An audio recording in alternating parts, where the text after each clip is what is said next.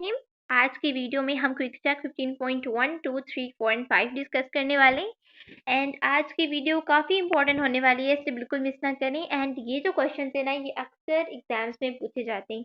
Short question के form में भी पूछे जा सकते हैं एंड लॉन्ग में भी। एंड आज की वीडियो में हम 5 न्यूमेरिकल प्रॉब्लम्स डिस्कस करने वाले। सो फर्स्ट है amount of carbon dioxide in 100 dm³ at room temperature pressure, यानी कि हमें कार्बन डाइऑक्साइड की अमाउंट को फाइंड आउट करना है, लेकिन यहाँ पर हमें जो वॉल्यूम गिवन है वो है 100 dm³। सो सबसे पहले हम क्या करेंगे कि हम number of moles find out करेंगे। सो एक तो वॉल्यूम हमें ऑलरेडी गिवन है जो कि है 100 dm³, एंड दूसरा जो molar volume room temperature pressure पर यूज़ होता है वो है 24 dm³/मोल। तो हम क्या करेंगे कि number of moles find out करने के लिए हम वॉल्यूम को मोलर वॉल्यूम से डिवाइड करेंगे, 100 को डिवाइड कर देंगे 24 के साथ, तो हमारे पास जो volume sorry number of moles आएंगे वो होगा 4.17 मोल। तो ये हमारे पास नंबर ऑफ़ मोल्स आ जाएंगे। सेकेंड स्टेप में हम क्या करेंगे कि हमने जो कार्बन डाइऑक्साइड है उसका मोलर मास फाइंड आउट करना है। मोलर मास हम इस तरह से करेंगे कि कार्बन का जो मास होता है वो होता है 12 और ऑक्सीजन यहाँ पर 2 टाइम्स है, तो ऑक्सीजन को का जो मास है वो 16 होता है और इसको हम मल्टीप्लाई कर देंगे 2 के साथ, तो 44 हमारे पास मोलर मास आ जाता है कार्बन डाइऑक्साइड का। अब सिंपल जो मास है उसको हम फाइंड आउट करेंगे। तो उसके लिए हम क्या करेंगे कि हम मोलर मास को मल्टीप्लाई कर देंगे नंबर ऑफ मोल्स के साथ, यानी 4.17 को हम मल्टीप्लाई कर दें अगर 44 के साथ, तो हमारे पास जो चीज़ आ जाती है वो मास आ जाता है और वो होता है 183.3 ग्राम। तो ये हमारे पास आ जाएगा इसका मास। अब मूव करते हैं सेकंड प्रॉब्लम की तरफ, क्विक चेक 15.2। यहाँ पर हमें क्वेश्चन में गिवन है कि what mass of copper sulphate is present in 50 centimetre cube of a 5 × 10⁻² mole by dm³ aqueous solution. यानी कि हमें जो चीज़ फाइंड करनी है वो मास है और जो चीज़ें हमें गिवन है उसमें हमें वॉल्यूम गिवन है और कंसंट्रेशन गिवन है। तो वॉल्यूम हमें dm³ में गिवन है, cm³ में गिवन है, तो हमें वॉल्यूम जो है वो dm³ में चाहिए। तो हम क्या करेंगे कि हम डिवाइड कर देंगे 1000 के साथ। तो इसको जब हम डिवाइड कर देते हैं तो हमारे पास 0.050 dm³ हमारे पास वॉल्यूम आ जाएगा जो कि dm³ में होगा। उसके बाद हम सेकंड स्टेप में क्या करेंगे कि हमने number of moles find out करने हैं, तो इसके लिए हम क्या करेंगे, हम कंसंट्रेशन को वॉल्यूम के साथ मल्टीप्लाई करेंगे। वॉल्यूम जो कि हमने अभी भी फाइंड आउट किया है dm³ में कन्वर्ट किया है, उसको हम कंसंट्रेशन के साथ जब हम मल्टीप्लाई करेंगे तो हमारे पास नंबर ऑफ मोल्स आ जाएंगे जो कि हैं 0.0025 मोल्स। थर्ड स्टेप में हम क्या करेंगे कि हमने मोलर मास फाइंड आउट करना है कॉपर सल्फेट का। तो हमें ये मोलर मास पता होना चाहिए। सो बेसिकली कॉपर सल्फेट का मोलर मास होता है कॉपर का 63.5 एंड सल्फर का है 32 एंड ऑक्सीजन जो कि यहाँ पर 4 टाइम्स है, तो इसको हम मल्टीप्लाई कर देंगे 16 को 4 के साथ, तो हमारे पास जो टोटल मोलर मास आता है वो है 159.5। तो मास फाइंड आउट करने के लिए हम जो मास है वो इक्वल होता है number of moles into the molar mass. तो मोल्स को हम मोलर मास के साथ जब हम मल्टीप्लाई करते हैं तो हमारे पास जो मास है वो आ जाता है 0.399 ग्राम, जिसको अगर हम राउंड ऑफ करें तो ये 0.4 भी बनता है। तो यहाँ पर हमारे पास मोलर मास आ जाता है। उसके बाद हम आते हैं थर्ड क्वेश्चन पे, क्विक चेक 15.3। तो इस क्वेश्चन में हमें गिवन है कि हमने कैलकुलेट करना है volume of 0.1 mole dm³ oxalic acid solution required to exactly neutralize 25 cm³ of 0.1 mole by dm³ KOH solution।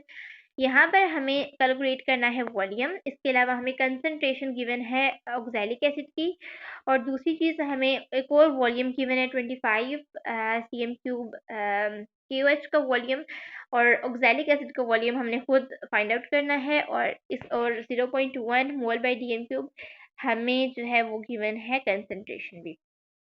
तो अब हम क्या करेंगे कि सबसे पहले स्टेप में हमने बैलेंस्ड केमिकल इक्वेशन को बैलेंस करना है। तो हमने क्या किया कि ऑक्सैलिक एसिड जो है वो रिएक्ट करता है KOH के साथ, जिसके रिजल्ट में K2C2O4 और इसके अलावा वाटर बना देता है।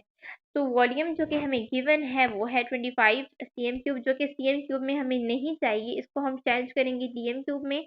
तो सिंपली इसको हमने 1000 के साथ डिवाइड कर दिया है। सेकंड में कंसंट्रेशन है KOH की, तो वो हमें 0.1 गिवन है, और H2C2O4 ऑक्सैलिक एसिड की कंसंट्रेशन भी हमें 0.1 गिवन है। इसके अलावा हम क्या करेंगे, स्टेप 1 के अंदर हमने करना है कि हमने नंबर ऑफ मोल्स कैलकुलेट करने हैं। तो नंबर ऑफ मोल्स के लिए हम क्या करेंगे कि कंसंट्रेशन को वॉल्यूम के साथ मल्टीप्लाई करेंगे। वॉल्यूम जो हमने अभी भी चेंज किया है, और कंसंट्रेशन 0.1 जो कि हमें क्वेश्चन में गिवन है, इसको अगर हम मल्टीप्लाई करेंगे तो 0.0025 मोल्स हमारे पास आ जाएगी, नंबर ऑफ मोल्स आ जाएगी। हम मोल्स कैलकुलेट करेंगे from the balanced chemical equation. So एक 1 मोल ऑक्सैलिक एसिड ने रिएक्ट किया है विद 2 मोल्स ऑफ KOH।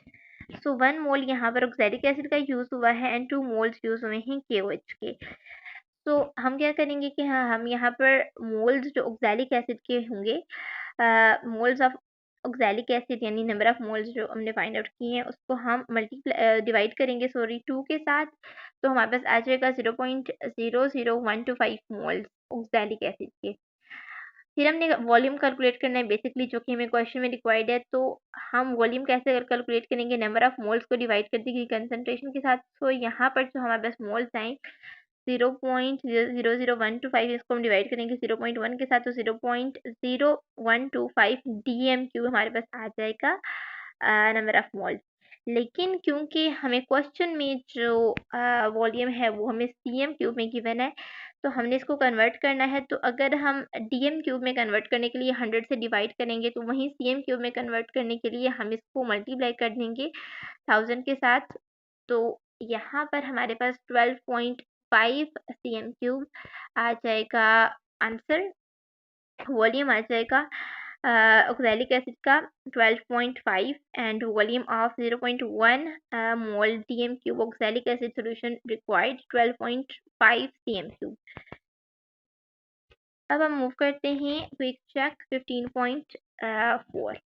यहाँ पे क्वेश्चन में हमें परसेंटेज कैलकुलेट करनी है of sulphate ion in Al2SO4 3। हमने यहाँ परसेंटेज कैलकुलेट करनी है। तो सबसे पहले हम मोलर मास कैलकुलेट करेंगे। हमें कंपाउंड गिवन है, इसमें एल्यूमिनियम 2 टाइम्स है, तो हम एल्यूमिनियम को का जो मास है 27, इसको 2 के साथ मल्टीप्लाई करेंगे तो 54 आ जाएगा।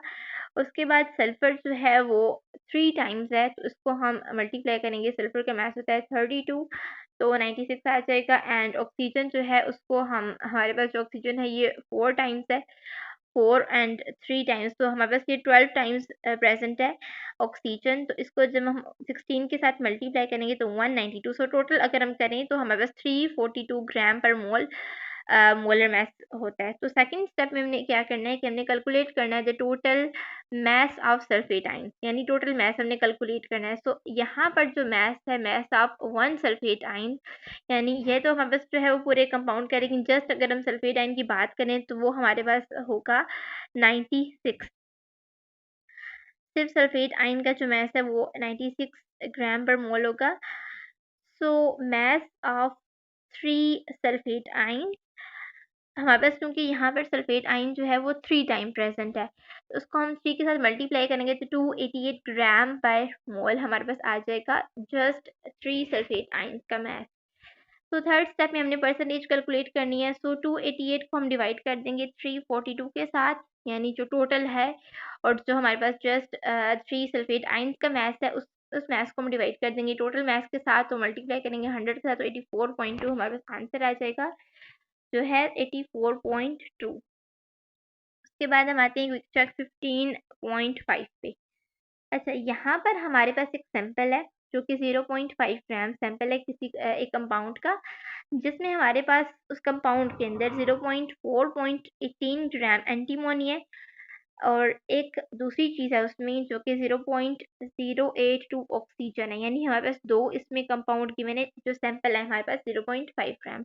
अब हमने ये फाइंड आउट करना है कि इसका एम्पेरिकल फार्मूला इस कंपाउंड का क्या हो सकता है। सो मैथ हमें ऑलरेडी गिवन है, एंटीमोनी का मैथ है 0.418 ग्राम एंड ऑक्सीजन का है 0.082 ग्राम, यानी 2 मैथ में ऑलरेडी गिवन है। इससे ये तो हमें पता चल गया कि ये जो कंपाउंड है सैंपल कंपाउंड, इसके अंदर एक एलिमेंट एंटीमोनी है और दूसरा एलिमेंट ऑक्सीजन है। अब इसका एम्पिरिकल फार्मूला क्या हो सकता है ये हम इसमें फाइंड आउट करेंगे। तो सबसे पहले हम number of moles find out करेंगे। सो नंबर ऑफ मोल्स में हम क्या करेंगे, हम मास को डिवाइड करेंगे रिलेटिव एटॉमिक मास के साथ। एंटीमोनी के लिए हम क्या करेंगे, नंबर ऑफ मोल्स जो हैं जो कि क्वेश्चन में गिवन है इनको डिवाइड करेंगे relative atomic mass of antimony which is 121.8। तो हमारे पास जो मास सॉरी मोल्स आ जाएंगे वो होंगे 0.00343 मोल्स। और ऑक्सीजन के लिए हम क्या करेंगे कि जो मैथ में गिवन है उसको 16 के साथ डिवाइड करेंगे, तो 0.00513 मोल्स हमारे पास आ जाएंगे ऑक्सीजन के। तो हमने यहाँ पर दोनों की मोल्स फाइंड आउट कर लिए। अब अगर हम यहाँ पर देखें तो इन दोनों के जो मोल्स हमारे पास आए, इसमें स्मॉलेस्ट नंबर वाले मोल्स एंटीमोनी के हैं, तो हम डिवाइड करेंगे स्मॉलेस्ट नंबर मोल्स को दोनों के साथ। तो जो भी हमारे पास एंटीमोनी के या ऑक्सीजन के मोल्स आए उसमें से जो स्मॉलेस्ट नंबर मोल्स हैं जो कि एंटीमोनी के, इसको हम डिवाइड कर देंगे दोनों के साथ। तो जो एंटीमोनी है उसका आंसर 1 आएगा एंड ऑक्सीजन 1.50 है। अब हमने क्या करना है, इनको होल नंबर रेशो में कन्वर्ट करना है। तो हम क्या करेंगे, मल्टीप्लाई करेंगे 2 के साथ। तो एंटीमोनी को भी और ऑक्सीजन को भी दोनों को हमने डिवाइड कर दिया 2 के साथ एंड 2:3 हमारे पास आ जाती है। तो इसका फॉर्मूला कुछ इस तरह का होता है कि एंटीमोनी जो है वो 2 टाइम्स प्रेजेंट है और ऑक्सीजन 3 टाइम्स प्रेजेंट है, Sb2O3। So Sb2O3 is the correct empirical formula of compound जो कि हमें सैंपल में क्वेश्चन में गिवन है। तो स्टूडेंट्स यहीं तक था आज का लेक्चर, और अगर आपको आज की वीडियो में कुछ भी समझ ना आए तो आप मुझसे क्वेश्चंस पूछ सकते हैं एंड अपने दोस्तों के साथ शेयर करें। पैशनेट ब्रेन्स को सब्सक्राइब करें। मिलते हैं नेक्स्ट वीडियो में, तब तक के लिए अल्लाह हाफिज़।